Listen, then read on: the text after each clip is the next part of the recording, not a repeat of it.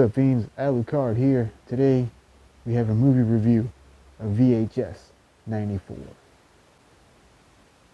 So VHS 94 is the fourth entry into the VHS series of anthology horror films. This one is exclusively being released on Shudder. Just got released a couple days ago. Alright, so this one it's just like the other ones. It's a bunch of different stories. This one is 4 different stories and a wraparound story, so 5 stories in total. The wraparound story is called Holy Hell, and it follows a SWAT team that enters this cult-like place, and they don't know what the hell's going on. So anyway, it leads to a TV screen, which brings us to the first story, called Storm Drain. Storm Drain starts out as a news broadcast, and it slowly morphs into the reporter and cameraman searching for the legend of Raatma. I kept thinking they were saying Ratman, but I was like, Ratman, okay, whatever. But it was Raatma when I saw it in the credits. So I'm like, okay, Raatma, all right. Anyway, so if I say Ratman, pardon me. Oh, and this review is going to give spoilers, so if you haven't seen it and you want to see it before this, please watch it first, then watch me. So anyway, there's this legend of Raatma, who all these local people see in the sewer. They say he has a weird face and stuff. And so the reporter and cameraman decide to kind of go into one of the sewage drains and check it out. And during the news broadcast, they put up a picture of the amateur sketch, which I'll show. And it really reminded me of the Leprechaun of Mobile, Alabama viral video that was popular many years ago. I put that picture up here. Anyway, the reporter interviews a couple of skater kids, and like this militia-looking dude with a gun, all kind of crazy people, and they all see Raatma. They've all seen Raatma at some point. So the reporter and the cameraman go deeper into the sewer, and they discover all this homeless people were living there. There's debris and blankets and all kind of stuff. So they're just kind of looking around. Then they get startled by this guy. He's kind of covered in dirt and soot and just nasty. And we discover his name is Bill. And basically the only other word he says besides Bill is Raatma. So anyway, the cameraman gets startled and gets knocked over. And then we basically go to the next scene, which is the reporter is tied up. All of a sudden, all these sewer people kind of come out of nowhere. And then Raatma makes his appearance. And Raatma kind of reminded me of some kind of H.R. Geiger type of creature, because it had this real long face and real long neck. And yeah, it looks straight out of Geiger. The sewer people also capture the cameraman, and they get Raatma's spittle, something comes out of his mouth. So they scoop it up and they throw it onto the cameraman. The cameraman burns, and that's it. The cameraman's gone. And then they get the reporter, the lady reporter, and they kind of bring her up to Raatma as he's all and they're like, we'll see if you will be able to join us, if you're worthy of being a part of our crew. And there's a whole lot of convulsing and blah blah blah, and it just kind of cuts to an infomercial commercial of the Veggie Masher. And I know it was newly filmed, but it looked pretty legit. They did a good job. All right, so after the infomercial part, we go back to the news broadcast, and the news broadcast, it's now the main guy the main anchor, and the lady reporter that was trapped by Raatma. And so seemingly she's back and she has been rescued. And as she's talking, she mentions Raatma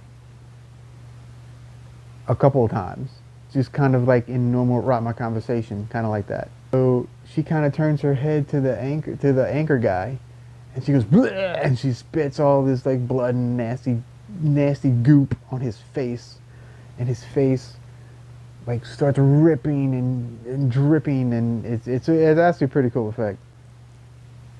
And his face like totally gets ripped off. And then the reporter signs off the broadcast, blah blah blah, hail Raatma, and that's how that one ends. I actually really like that one. It's actually probably my favorite one out of all of them. I wouldn't say it was scary. But it was more interesting, I guess you could say, than anything. All right, so after that, we go to the SWAT team again, and this time they find a bunch of mannequins in in these pews, and they're watching some sort of screen. Anyway, it leads to the next story. The next story is called The Empty Wake. It is about this lady who is hosting a wake for this gentleman that she doesn't know. You know, she works for the funeral parlor. And at the beginning, she's completely by herself. In the beginning, nobody's coming to see this guy. So she's just by herself, blah, blah, blah. There's a raging storm outside. And then she starts to hear bumps and creaks, and the lights start flickering. And at one point she even leaves the room for a minute, and she comes back and the casket is like slightly ajar in position. And then all the electricity goes out completely. And she kind of runs around, you know, this all this knocking and stuff still happening. And then she turns the corner. The casket is on its side, completely open, and the dead guy is like off in a corner, and he's just like, arr. So like, oh great. So he turns around real quick, and his head is like sliced, like this way. So this half is missing, and this half's on, and it's a big old thing like he got sawed off. The special effects makeup was really fantastic in this story. Kudos to the team that did this one. He's going around like a zombie, you know, and he can't see her, so she's trying to hide. And like his hand falls off because it's like rotten or something. So his hand falls off, and the hand walks around kind of like Thing in Addams Family. Yeah, pretty funny. All of a sudden, the weather crashes through the funeral home. You know, it's like a big old burst. Everything kind of comes in. Everything collapses. And then in the next shot, which is a few minutes later, I guess, we see her pop up, kind of zombie-like, walking away. And that's how that one ends. For what it was, I thought it was pretty good. At first I was just like, okay, is anything really going to happen here? And then everything at the end, like, you know, it was like, all right, cool. You know, it was okay. Yeah, I would not watch it again. The makeup, though, the makeup effects, very good. All right, then we cut to the wraparound story again, and they find more body parts and like inverted crosses and stuff. So this is some kind of weird religious cult thing that they have come upon. But anyway, it leads to the next story. The third story is called The Subject. It's Indonesian, and it's about this mad doctor who is trying to create these like weaponized mechanical people, except he's using people and combining them with a robot kind of thing. So it's kind of like a cyborg. So he's experimenting on this lady who they call SA, and he's unhappy with what happened. So he's like bashing her head in. Okay. Now this is one of his experiments. So she's not all there anymore. She's basically dead. So anyway, he's bashing the head in, and then all of a sudden this firing squad breaks in. It's like, "Are you the doctor?" Blah blah blah. And he's like, "You don't know what I'm trying to do." Anything. So anyway, they shoot him, and then SA like kind of wakes up, and SA has like a giant, not a chainsaw, but like a giant sword type chainsaw looking thing on her hand. So she just slices through all these the firing squad folks, and the rest of the story is basically her getting revenge, I guess you could say, on the firing squad, and her just killing all the firing squad people. And then at one point in the story, it switches to her POV, and it turns into sort of a first-person shooter game type of deal. It is really well done. It's probably the most well done out of all the stories, technically, out of all the stories. There's a few other things, but I'll leave it at that. That's the basic thing of it. Things I really liked about it, SA and the other cyborgs, I guess you could say, looked really cool. Great makeup and stuff. My biggest complaint about this one was the CG blood. I just don't like CG blood because I can tell it from a mile away, and it just looks terrible. But other than that, I really did like that one. It's probably my second favorite of the series, of this movie. Then we go back to the SWAT team story. And one of the guys, I think his name is Spivey, kind of gets sucked in, not sucked in, I mean, like mentally sucked in to one of the TVs, which leads us to the last story called Terror. Terror is about it's a religious militia, and it's like eight guys maybe. Anyway, they're out in this like snowy, foresty area, so it's up north somewhere. And they keep calling the leader Air Commandant. So I'm like, all right, so basically Nazi stuff, okay. But the interesting thing is they have this captive guy, and they keep shooting him to drain him of his blood. And somehow the blood, they don't really explain it, but somehow the blood later blows up.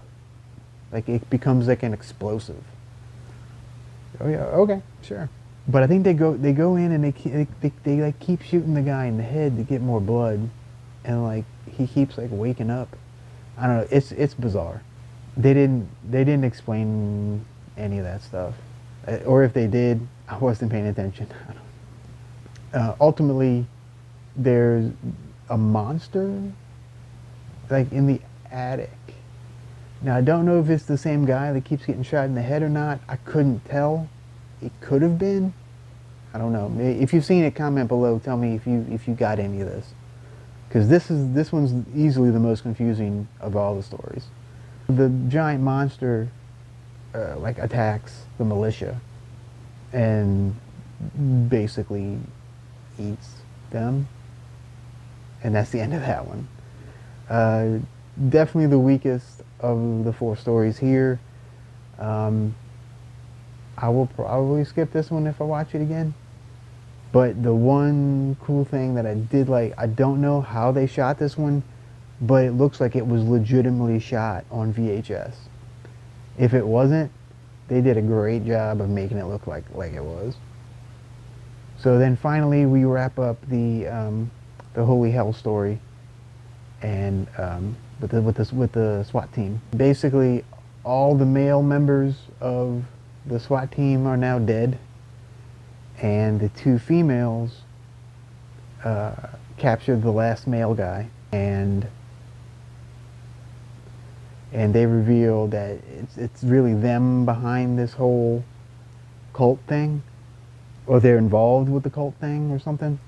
And basically, they sell contraband VHS, you know, like snuff film, all this illegal VHS tapes.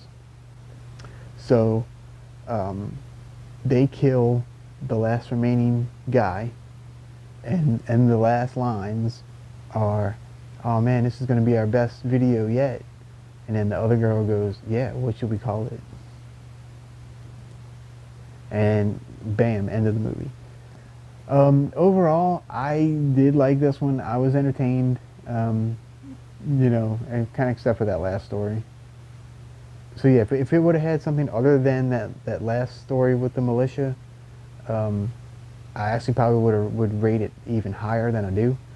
Um, but yeah, definitely my favorite story was Raatma, the storm drain story.